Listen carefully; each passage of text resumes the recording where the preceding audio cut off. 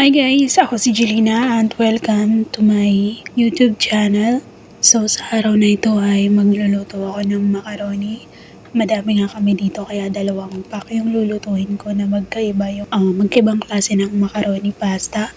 So, pero pagsasamahin ko lang siya guys, ganito lutuin dito yung macaroni, may gulay at maraming seasoning. So, hindi mo kailangan ng madaming sauce kasi ganyan siya lutuin, may gulay siya at yan lang yung gagawin kong sauce. So, hinugasan ko na dito yung mga gulay, hiniwa-hiwa ko na.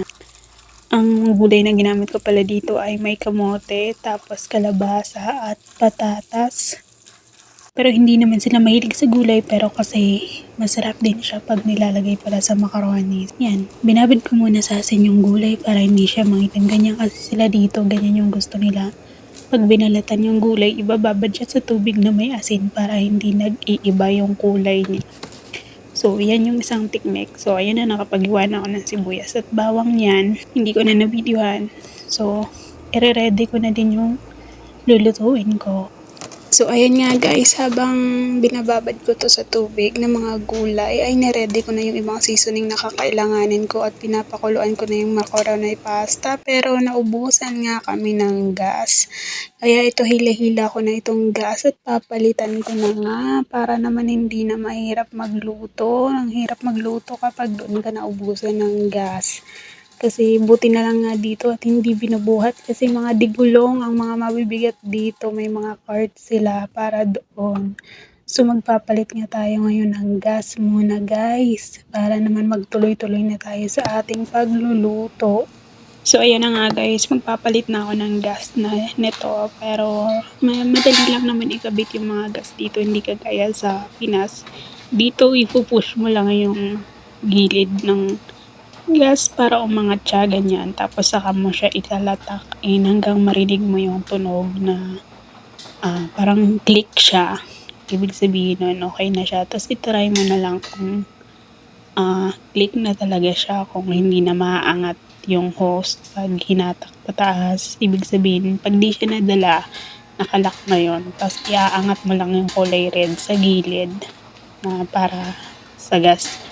So, ayan na, settled na siya. So, magluluto na tayo. Maggisa-gisa na tayo.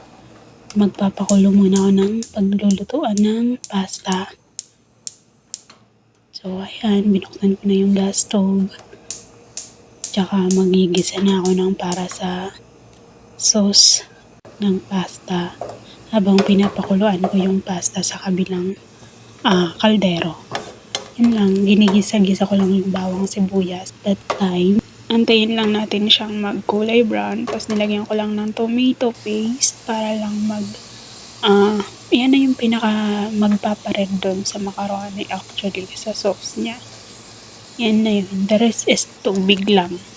Ganyan lang kadali dito magluto ng macaroni. Igigisa ko lang dyan yung gulay mamaya pag malambot na yung macaroni. Tapos lalagyan mo na yan siya kung lalagyan mo ng gulay or chicken.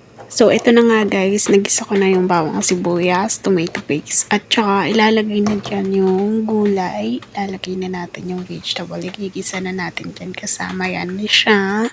Then, meron ako dito dinepros na celery. Ilalagay natin siya mamaya kapag naluto na yung ating macaroni. So, i-mix na natin yan all together. Ayan na siya. Nilagay ko na yung macaroni. Naglagay na rin ako ng siling, haba. So, ayan. Ganyan na siya guys. Ganyan dito magluto. Medyo nadurog lang yung isang klase ng macaroni kasi malambot siya. Hindi kagaya nung parang nagtitwisties. Matigas siya. Mahirap so, nilagyan ko na siya ng cream sauce. So, okay na siya. Ayan na yung celery. Yan na yan siya. Ganyan mo na siya isa-serve. Ganyan dito magluto ng macaroni guys. Pero depende. Yung iba hindi masyadong magusto sa gulay. Gusto macaroni at chicken lang. So, depende. Yun lang. Thank you.